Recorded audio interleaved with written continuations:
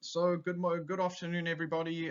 Today we are doing lecture 13, and lecture 13 covers education. The readings are Stiglitz and Rosengard, chapter 14 specifically.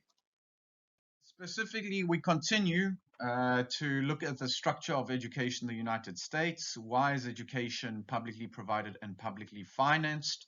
That is also what we explore. Then we explore some issues and controversies in education policy, and then we discuss aid to higher education. To give this a more local spin, I shall also upload an article that you can read in additional materials, which we can then later discuss. The first thing that we need to do is we need to have an insight into what education in the United States looks like. As you know, in the United States, and this is particularly topical given the elections that are happening today and the vote counting that is happening at this point in time, what one needs to realize is that the United States has a bipartisan system, which comprises two major parties. There's obviously smaller parties also, but these major parties are the Democrats and the Republicans. What needs to happen is there needs to be some kind of consensus on the importance of education. But in the US, fortunately, there is consensus on the importance of education. So both sides recognize the importance of education.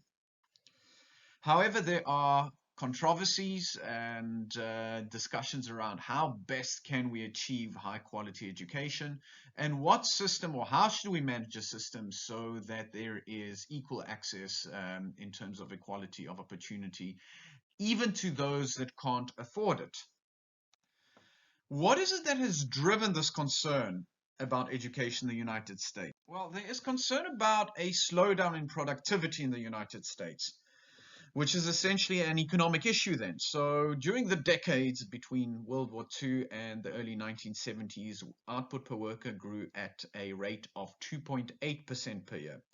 However, from 1973 to 1976, it grew to 1.1%, and then it rebounded to reach 2.5 annually between 2000 and 2007. So there has been a drop in productivity, and of course, this is important because this impacts GDP and living standards. Now, why is it that education plays a part in this? Well, what we are looking at is the issue of human capital. So human capital refers to skill and experience that workers have, and that is directly related to education. So human capital is crucial if one wants to improve productivity. And in order to develop human capital, what one requires is a good and functioning education sector. The second thing that one needs to be aware of, that there is a discussion about increasing inequality in the United States. So prior to 1973, the benefits of economic growth were shared more equitably than during recent decades. So inequality is something that has been creeping up in the United States. And a lot of this is attributable to education.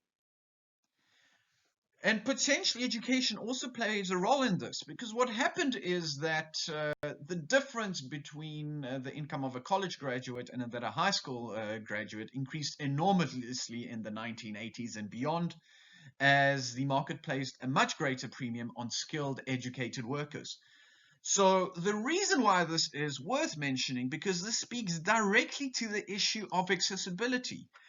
Because there has been an emphasis on skilled labor, and that skilled labor is produced by universities, being unable to access universities immediately is a cause of a gap between the earnings of skilled workers and those that are only high school graduates. So what it comes down to is providing a better level of education and ensuring that a larger fraction of the population goes to college or university, as it is in the United Kingdom.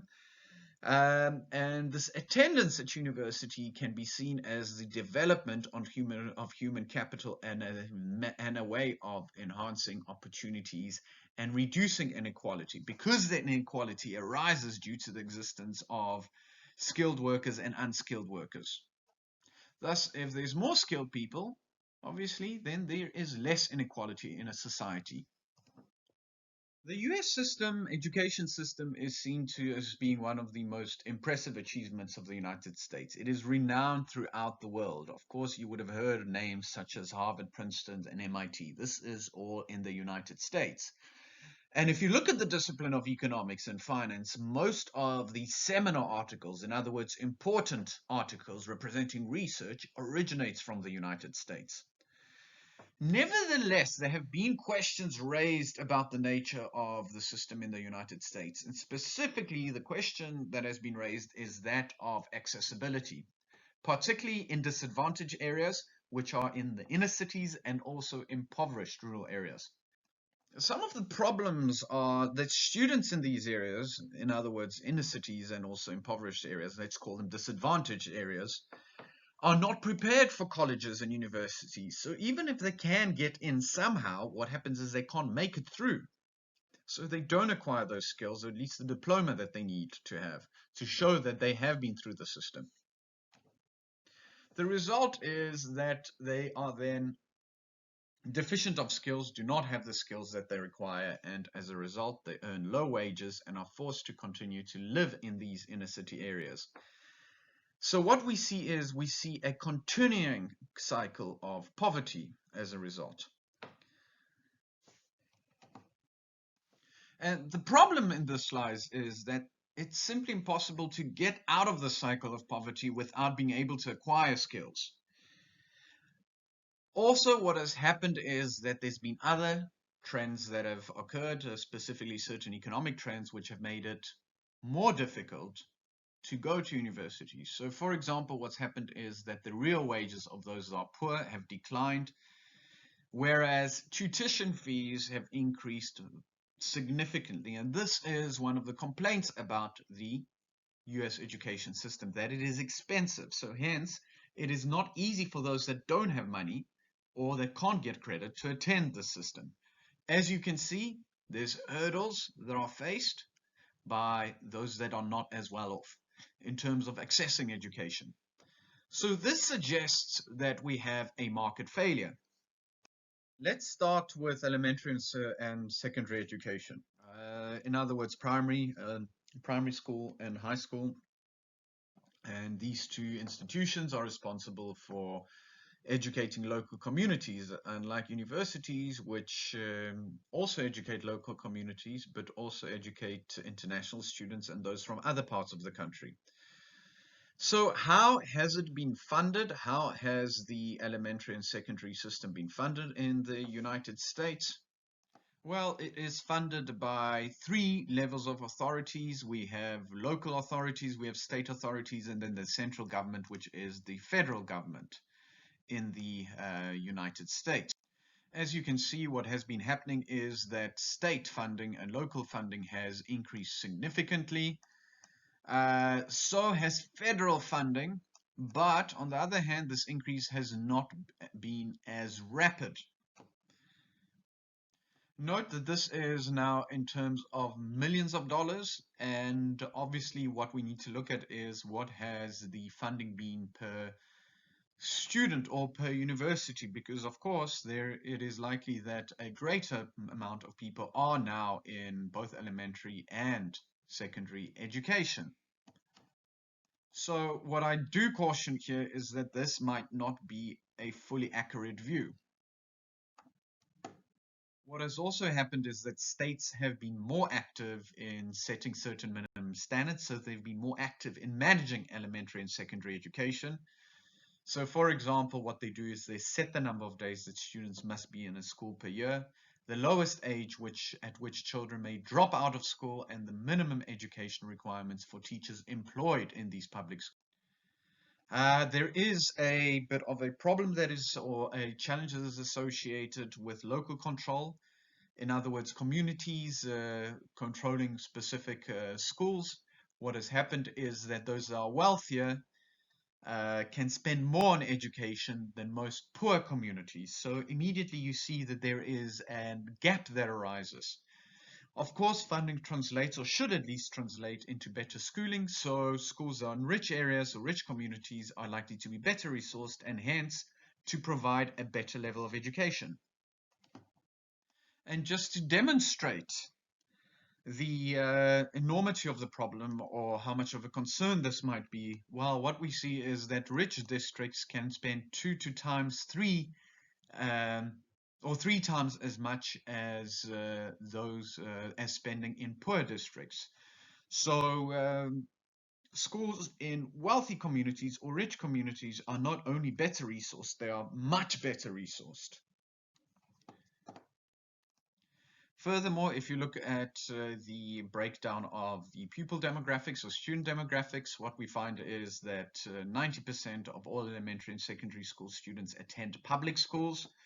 And of course, this ties in with these issues mentioned in this previous paragraph. Because they are attending public schools, some of these schools might be better resourced, others might be less better resourced. Then what you have is the remainder going to private schools, and 40% of these are Catholic schools, and another 40 are parochial schools of potentially different denominations. Therefore, what emerges is that at the elementary and secondary schooling level, most are attending public institutions.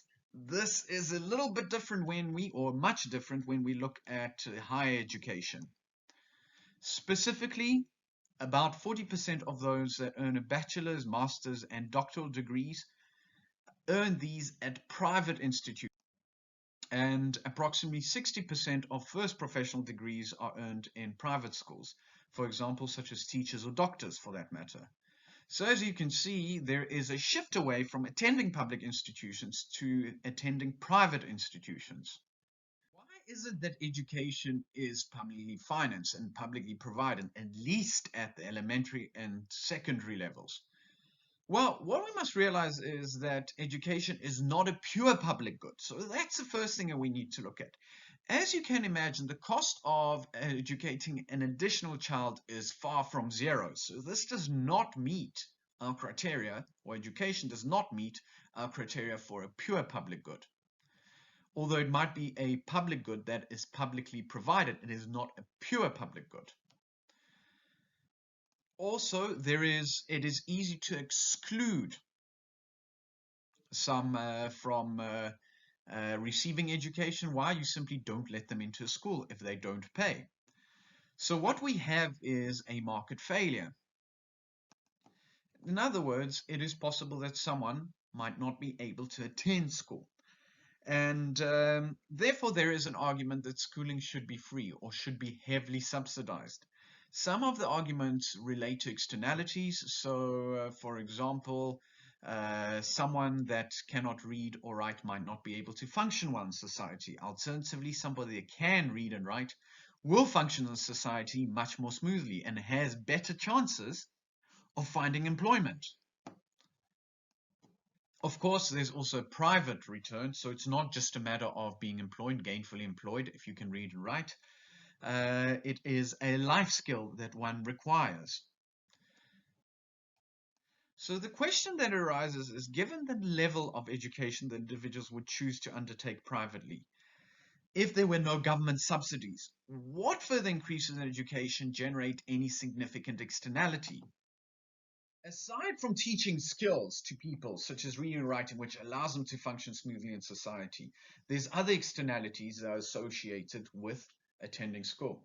So an example here is that makes it easier for immigrants to integrate into US culture. And obviously this would apply throughout the world.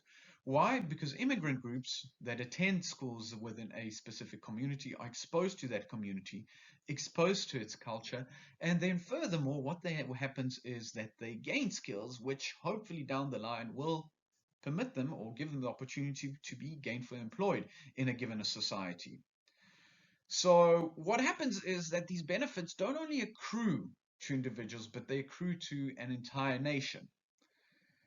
There's also another externality which I think is very important, and that is of scientific progress. Those that have scarce skills drive scientific progress and technological progress. So hence, this is what needs to happen. People need to be educated.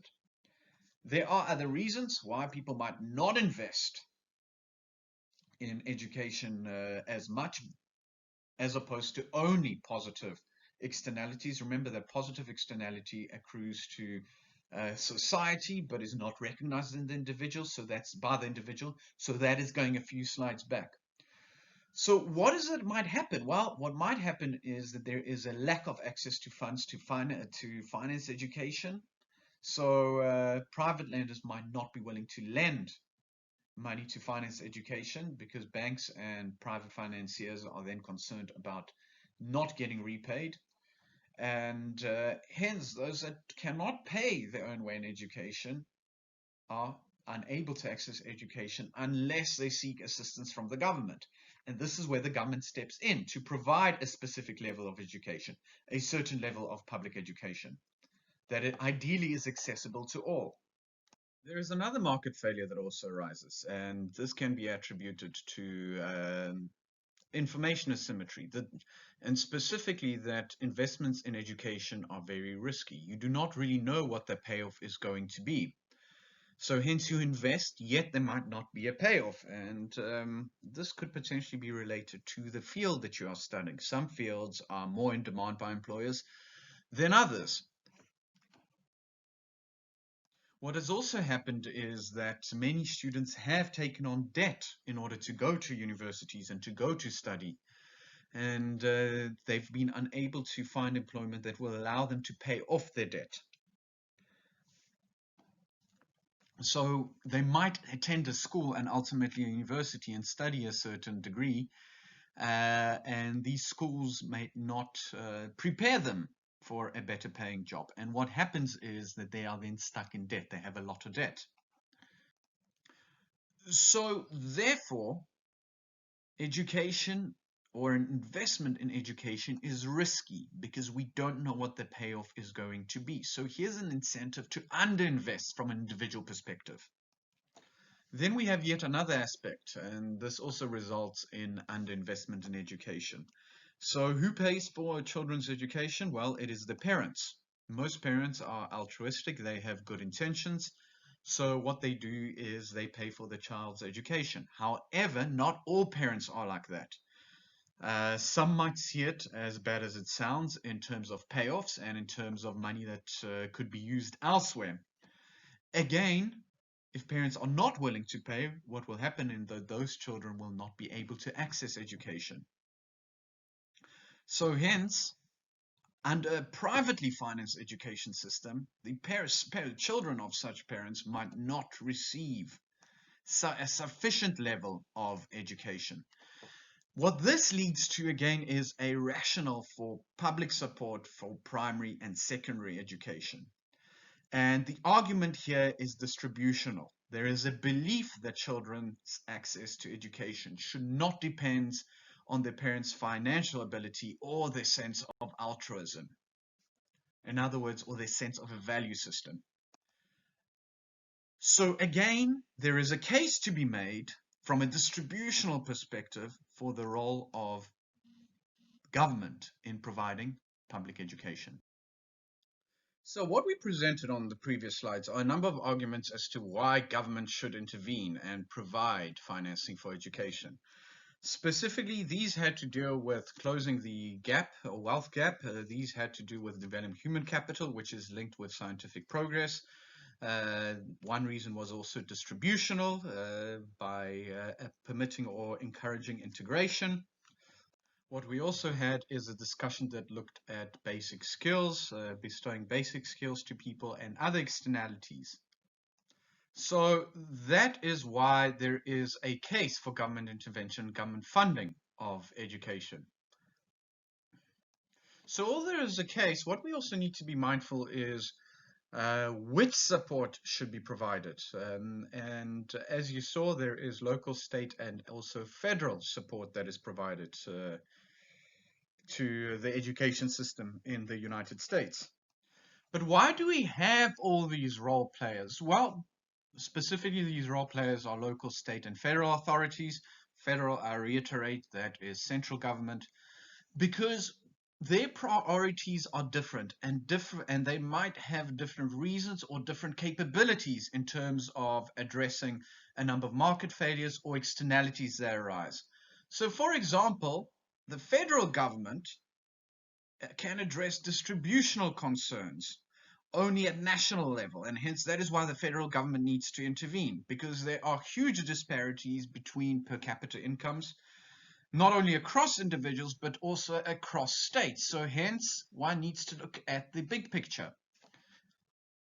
We therefore arrive at a number of issues and controversies that arise or exist in the field of educational policy. So this now goes beyond this topic of should we fund education. What we presented on the previous slides are reasons why education should be funded. So education has been a source of political and intellectual debate for a long period of time, and there are a number of different perspectives in terms of education.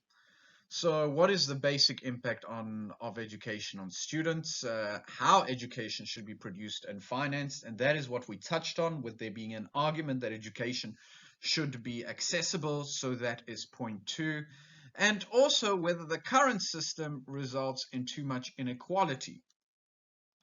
So again, touching on market failure. So what you can see is that all of these issues can or do find their basis in market failure. So first of all, let's start looking at the outcomes of education. So what are the outcomes supposed to be for students? Well, first of all, there is a human capital view, and we touched on this already in the previous slide. So the idea is that education should increase the skills of individuals. And by being skilled, they should be able to work in jobs that earn higher wages. So that is the first thing. And the way we view this, or this human capital view, is that investment in education is essentially an investment in people, similar to capital investment. There is a return. And as you know, there was a drop, or as we discussed, there was a drop in productivity in the United States. So what happens if we invest in capital, specifically, let's say we use a sum of money and we invest it somewhere? Well, what should happen is we should get a return. This is the same idea. What should happen is if we invest in people and developing their skills by funding education, what will happen is we'll have greater productivity. So that is the return on investing in people. Then what we have is we have the socializing role of education. So what education does is it teaches people how to perform well in the workplace by teaching them how to obey orders and directions, and also how to work in teams. It also teaches people how to be punctual and also reliable. And what evidence suggests is that those that are in school for a longer period of time learn more of these social skills, and one can think of this as contributing to emotional intelligence. So what happens is that these social abilities that make individuals more valuable in the workplace. Well, why? When you are at school, what happens is you interact with other people, whether it is at school or at a university. So hence that is how you acquire these social skills. So that is another outcome, because that's what we are discussing. We are discussing the outcomes for students of education. Another outcome is that what we need to be able to do is we need to be able to screen the abilities of different individuals.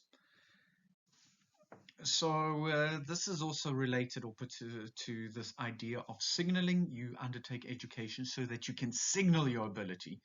Not only signal your ability, but maybe signal your ability in potential areas that can be useful to employers. And that is the reason why those that go to school for a longer period of time receive higher wages, because they are screened and identified as being more productive. So what schools do is they identify those that have the necessary drive and ambition, because that is what is required in order to get through school and also studies. So we can view the schooling system as a screening device, as a signaling mechanism, which separates those that are able and motivated from those that are less able and less motivated. Then moving from outcomes, what we now start looking at is some of the controversies. and some of the issues around education. So the question that we should address here is, does expenditure on education matter? Does it lead to increased education performance? Does spending more lead to increased education performance, that is? And the idea is similar to this idea that if you increase inputs into the production of a certain commodity of a good, what should happen is we should also see an increase in the level of output. So what we see here in figure 14.2 are expenditures per pupil for primary education. And the leader is Norway, followed by the United States, followed by Sweden, and then the United Kingdom. Then we have Japan and the Netherlands. Each of these countries that we see, specifically Norway, the United States, Sweden, United Kingdom, Japan, and the Netherlands, are seen as education leaders in one form or the other. Also, they are seen as scientific leaders. You can immediately think about Japan, or think of Japan as a leader in science. Also, the Netherlands has some excellent universities and an excellent schooling system. So my argument would be that yes, expenditure does matter. Although there are some caveats that even though expenditure might be high, some of these schools might achieve well in some areas, but not in other areas. So the overall effect, I would argue, is that yes, expenditure does matter, although there are certain areas that countries do not fare well in. So, for example, the United States has not fared well on standardized math and science tests administered around the world. For example, in 2011, US students were ranked 9th in math and 10th in science, behind much of East Asia and several European countries. But one must note that the trend generally holds. This is still a lot better than a whole large host of other countries. So even though the US might be ranked 9th in math and 10th in science, this is still high compared to the rankings of other countries. One must look at the situation in a relative sense. So the US is still at the top in these subjects, and this can be attributed to high expenditure. So the relationship might not be perfect, but there is a correlation. So then this leads us to another question. How do we measure the bang for the buck that we get with education? So although we might be investing a lot of education, what is it that we should be looking at? Well, one argument is that we shouldn't be looking at how high test scores are and how high test scores are for maths for one country relative to another country. Instead, what we should be looking at is real variables, specifically those that matter, the real output of educational expenditure. So what we should focus on is higher productivity and the associated higher wage with that. So another issue then arises that is relevant for the discussion of expenditure. Where should we be spending resources and how much of them should we be spending? Should these resources or should different amounts go to those academically gifted or average or those are at the bottom? Where do we spend the most or who do we assist the most? That is another way of looking at it. And there's various arguments that can be presented. So one argument is that technological leadership is dependent upon having the best scientists. In order to get the best scientists, we need to invest in those that are academically gifted, specifically those that are scientifically gifted. And we can observe that at an early age. On the other hand, we can argue that we should be investing more into those that are at the bottom. Otherwise, what we will see is we will see falling wages, as we've done over the last 2 decades, and growing inequality. So there's different arguments as to, well, what does expenditure mean? What should we be looking at? What should we be using to measure the effectiveness of heightened expenditure or high expenditure education? And then where should we be investing money and who should we be investing money in? There are different arguments on the numerous sides. So one way of measuring the outcomes of expenditure are by looking at productivity, and productivity is associated with high wages. So how do wages differ according to levels of education? And what we have here is a comparison of earnings across genders and according to the level of education, where what we see is a time scale on the horizontal axis. Our baseline are high school dropouts. So let's say that somebody completes high school. So this is where we are at. What this implies is that around the 1990s, somebody that completed high school and did not drop out would earn about 30% more than somebody that did drop out. So this is for males. The same would hold for females. Again, those who had dropped out would earn less than those who had stayed, and those who had stayed would earn about 20 or 30% in the 90s more than those that had dropped out. Going back to males, what about those that went to college relative to high school dropouts? Well, they earn about 50% more. And if we look at those that went to get on bachelor's degrees, what we see is that they earn almost twice than high school dropouts. So what we are seeing is that education pays. Remember, this is the income ratio that we are looking at. And what we are seeing is we're also seeing an upward trend specifically for those that hold bachelor degrees. So again, this goes to this idea that those that are skilled have started earning more than those that are unskilled, and hence there is a wealth gap that is widening. Next, what we need to ask ourselves is how should public education funds be allocated?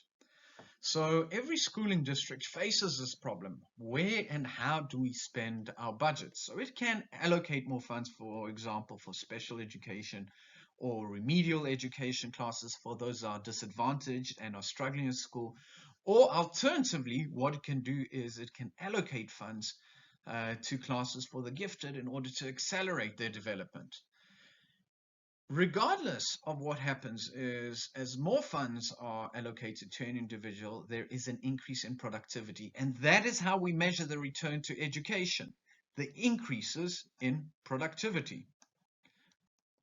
Now, those that are less able experience a lower marginal return from allocating more funds.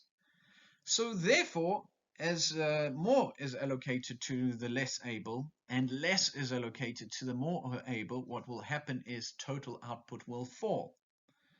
That is because the marginal return on education for the less able is smaller than for the more able. In other words, those that are highly gifted gain a lot more from the same amount of expenditure as those that are less gifted. And if we talk about productivity, those that are more able will have greater gains in productivity versus those that are less able. And that is why we see a total output falling as a result of such allocations. So assuming that this is the case, there is then a trade-off between efficiency, which is the fall in output, and equality, in those that are less able being funded more. How do we represent such a situation in terms of economic theory? Well, what we look at is an equity efficiency trade-off in education expenditures.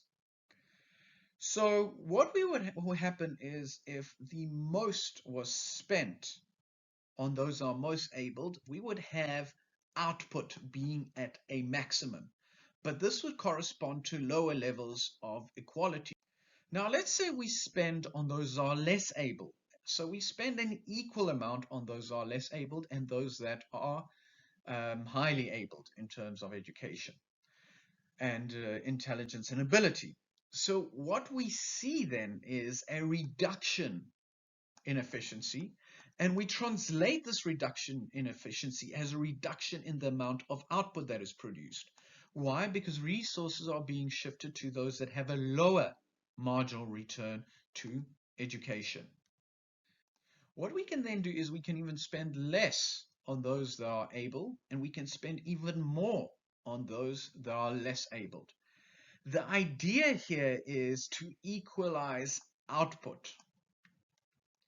So what we see is compensatory education, and this is an attempt to compensate those from the background disadvantage facing some of these groups in society. Now, where is it that we choose to be? Do we choose to have a level of spending that favors those who are less abled versus those are most abled? What determines this? Well, what determines this is one's values, societal values, and also the political climate of a country, specifically the political orientation of a country. So countries that have a socialist orientation might tend to focus more inequality than on efficiency. Those that have a more capitalist orientation might be more focused on maximizing output as opposed to maximizing equality. Following from that slide previously, let's talk about the issue of inequality. So one of the underlying purposes of public finance and the provision of education, specifically the public provision of education, is to promote equality of opportunity. However, there is concern in the United States that the public school system does not come close to living up to the ideal. And I think that is the case in many countries. And the reason why there's fears that the US is not living up to those ideals is because the US is now starting to be seen as one of the worst countries in terms of the quality of opportunity amongst the advanced industrial nations. Remember, this is all relative. So therefore, the US still most likely offers a lot more opportunity than countries that are not advanced, developing countries. So why do we have this inequality? Why does it arise? Well, first of all, some communities are poorer than others, and hence, if we are looking at local expenditure, these communities will spend less on education than other communities. Again, this is why it's important for potentially the federal government to step in or a state government to step in to address these inequalities. A local authority cannot address this inequality because it is the victim of a less well-resourced community in the first place. So this is why there needs to be an external intervention in the form of a federal or a state intervention. Then what we also have is another issue. Some communities might value education more than others. So what we see is we see different preferences for education. And hence this will also influence local spending. So some in a given community might believe that it is more important to spend on roads than education. So they would prefer greater expenditure on roads and other infrastructure than education itself. Obviously, this will also have an impact on the resources in a local community that are budgeted for the purposes of education, for funding education. So this comes down to a discussion of the support for public education. Different communities and different members of society might have different levels of support. What measures can be instituted to enhance equality? Well, there's a number of things that can be done. So what can happen is that, or what happens is that not all communities have equal resources. That's what we mentioned on the previous slide and what runs throughout this presentation. What we can do is we can provide a minimum level of expenditure for all districts. The question then arises, how is the minimum standard to be determined? If we set the stand too low, it will not have an effect at all, and then that will be a waste of funds. If we set it too high, how will poorer communities find the funds? So that is another problem that comes into it. And then higher standards also necessitate a greater role for the state in the financing of education. And this point is what can potentially assist local authorities in meeting those minimum standards in terms of expenditure. What we can do is we can also cap expenditures of high spending districts.